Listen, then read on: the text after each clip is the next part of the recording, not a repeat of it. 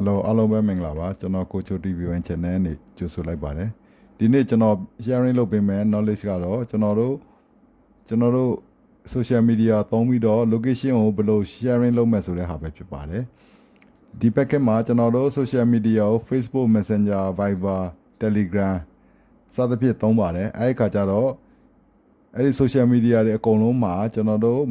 message ပို့လို့ရှိရင်အဲ့ဒီ message ထက်မှာကျွန်တော်တို့ဘယ်နေရာကိုရောက်နေတယ်ဆိုတာကို location ကို sharing လုပ်လို့ရပါတယ်အဲ့ဒါကိုကျွန်တော်ခုရှင်းပြမှာဖြစ်ပါတယ်ကျွန်တော်တို့ပထမဆုံးကျွန်တော်တို့ဘယ်နေရာကိုရောက်နေတယ်ဆိုတာကိုပြဖို့အတွက်ဆိုလို့ရှိရင်ကျွန်တော်တို့ဖုန်းမှာ location ကိုဖွင့်ထားမှာဖြစ်ပါတယ်အဲ့ခါကျတော့ location ဘယ်လိုဖွင့်မလဲဆိုတာတော့ကျွန်တော်ဖုန်းတစ်မျိုးနဲ့တစ်မျိုးတော့သိမတူပါဘူးအခုကျွန်တော်သုံးထားတဲ့ Xiaomi မှာကျတော့ဒီလိုမျိုးပုံစံပေါ်မှာဖြစ်ပါတယ်ဒီမှာ location ဆိုတဲ့ခလုတ်လေးကိုအပြာရောင်ခလုတ်လေးပေါ်အောင်ကျွန်တော်တို့နှိပ်ထားမှာဖြစ်ပါတယ်အဲ့ဒါကို location ခလုတ်လေးကိုနှိပ်ပြီး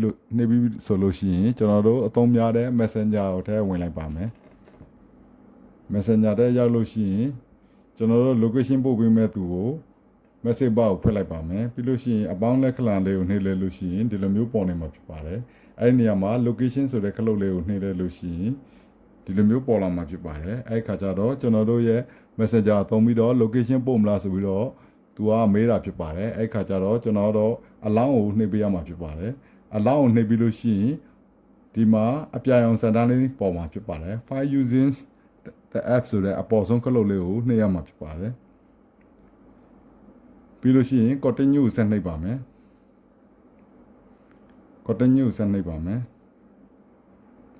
continue ဆက်နှိပ်ပြီးလို့ရှိရင် send current location ကိုနှိပ်ပါမယ်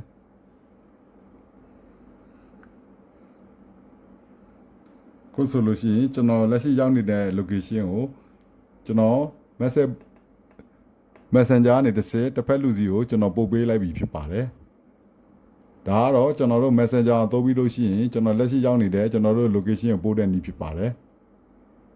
နောက်တစ်ခုကကြတော့ကျွန်တော်တို့ Viber ကိုသုံးပြီးလို့ရှိရင်ကျွန်တော်တို့လက်ရှိရောက်နေတဲ့ location ကိုပို့တဲ့နည်းကိုကျွန်တော်ပြမှာဖြစ်ပါတယ်အဲ့ခါကျတော့ Viber ကိုဖွင့်လိုက်ပါမယ်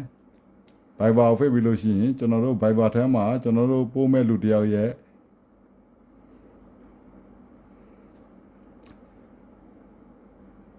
Viber ထဲကကိုယ့်ရဲ့မိတ်ဆွေစီကို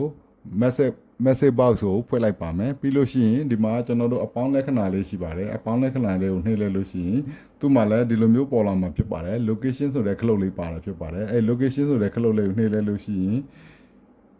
သူက share location ဆိုပြီးတော့အဲ့ဒီ send location ဆိုတဲ့စကားလုံးစာတန်းအပြာရောင်လေးပေါ်နေမှာဖြစ်ပါတယ်အဲ့ဒီစာတန်းအပြာရောင်လေးကိုနှိပ်လိုက်လို့ရှိရင်အခုကျွန်တော်ရောက်ရှိနေတဲ့ location ကိုကျွန်တော်တစ်ဖက်လူကိုပို့ပေးလိုက်ပြီဖြစ်ပါတယ်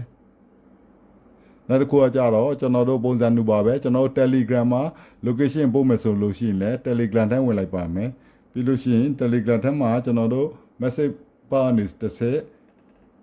ဒီဖက်ကဒီခလုတ်လေးကိုနှိပ်လိုက်ပါမယ်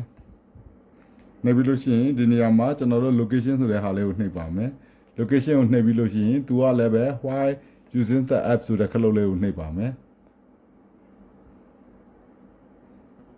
ပြီးလို့ရှိရင်ဒီမှာ send location selected location နဲ့ share my location ဆိုတဲ့ဟာလေးနှစ်ခုပေါ်ပါမယ်အဲ share my live location ဆိုတာလေးကိုပို့လိုက်လို့ရှိရင် continue ကိုဆက်နှိပ်လိုက်လို့ရှိရင်ကျွန်တော်တို့ဒီနေရာမှာ location permission မပေးထားတဲ့အတွက်ကျွန်တော် location permission လေးကိုပြန်ရွေးပေးရမှာဖြစ်ပါတယ်ရွေးပြီးလို့ရှိရင်ကျွန်တော်15မိနစ်အတွက်ပို့မှလားတနာရီအတွက်တနာရီကိုရွေးလိုက်ပါမယ်ပြီးလို့ရှိရင် share လုပ်ပါမယ်အဲ့ခါကျတော့Telegram နဲ့တစ်စက်ကျွန်တော်ရဲ့ location ကိုတစ်ဖက်လူကိုပို့ပေးလိုက်ပြီဖြစ်ပါတယ်